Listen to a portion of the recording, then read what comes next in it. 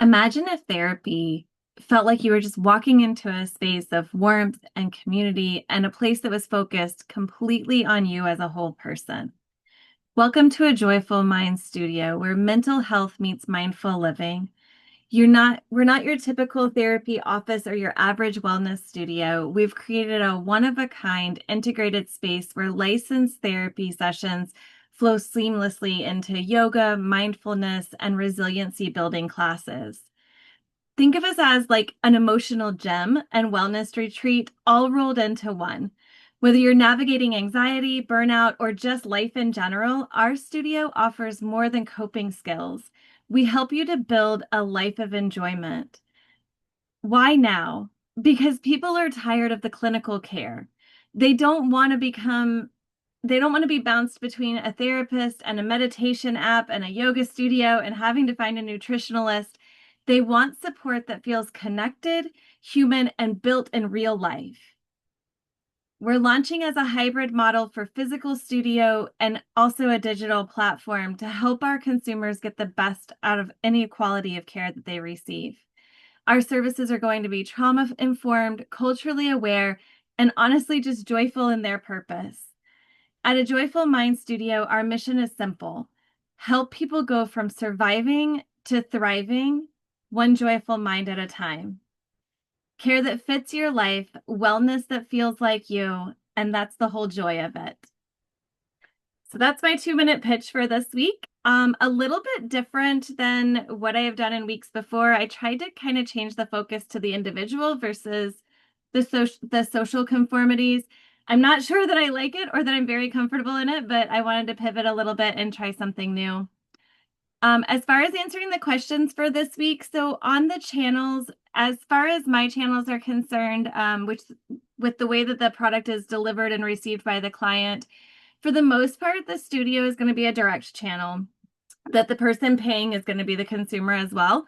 Where that might differ is when we're looking at doing retreats or the business piece, providing some wellness services inside of corporations. So in those areas, the consumer would be the employee, but the payee would be the business. Looking at the spending amount, so on average, clients are spending about $150 monthly for these types of services, and that is on a very decreased amount. So that's really talking about like having a yoga studio, having a nutritionalist, and having a therapist and what you would be paying. So I kind of took it down to a very small, like if you were minimally interacting with those monthly services. So we would anticipate if a cycle is between 6 to 8 months, which is what we look at therapeutically, then we would anticipate that the cost per cycle is about $900 to $1,200 that the member would be paying. However, when you look at it more in the gym membership type style, which is really what we want to get to, even if the consumer isn't utilizing the therapeutic services, it might go in and out of that cycle that they maintain with the studio for the full amount of time. If we start looking at gym cycles, which are typically 1 to 5 years, really what we would be looking at is $1,800 to $9,000 that would be spent by the client with our services. So this information is based on currently existing therapeutic services for individual and groups, and also any kind of wellness costs for studios that exist or yoga studios that are in existence right now. I also looked at brick and mortar versus digital. And so there's some discrepancies in costs there. Of course, if you take a yoga class online, typically you're paying a little bit less because you don't have the studio cost associated with it. Same thing with therapy because the therapist isn't having to pay for an actual building.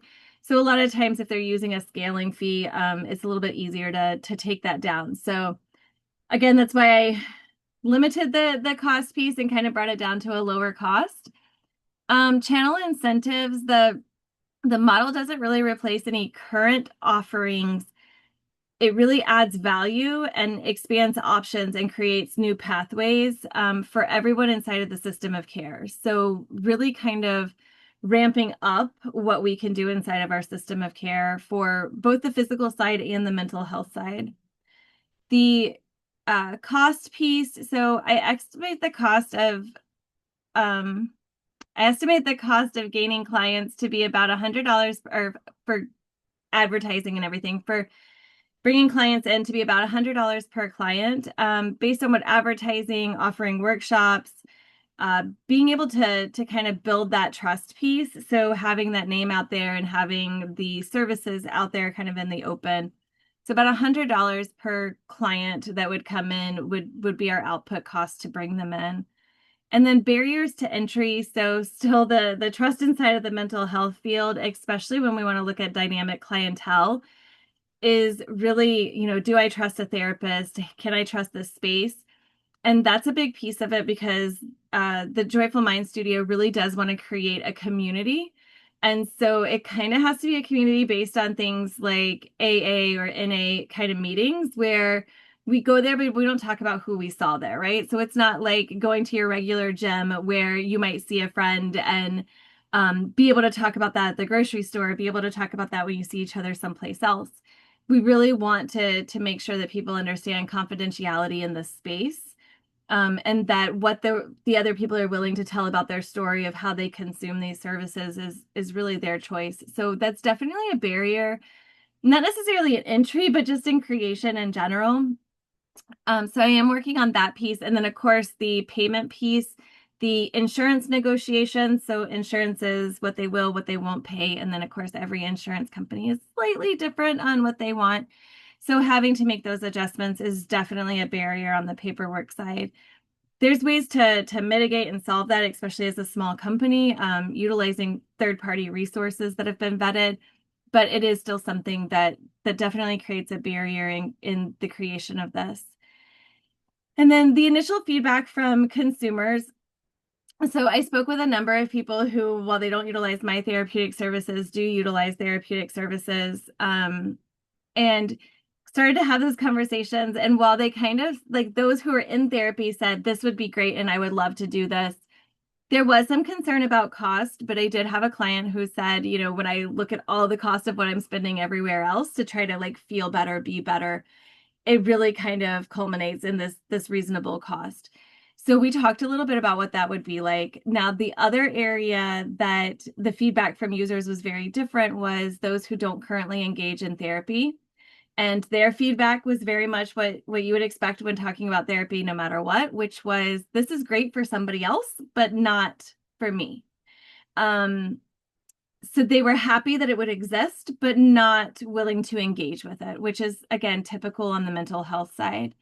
And then the last piece, on the value proposition or for customers is really just emphasizing that value on daily well-being. I really want to have like an interactive app that goes along with the studio so that, again, you can do your booking, you can do your paperwork pieces, and it's going directly to the clients. But the other piece of that is you kind of get a daily interaction, right? So if we send daily motivationals or things to follow up on you with a personal piece, I really like that about the online counseling that exists right now is there's an ability to have that level of interaction on an ongoing basis. So that's pretty much it in a nutshell. I know that I went over my 5 minutes and I greatly apologize, but thanks for listening.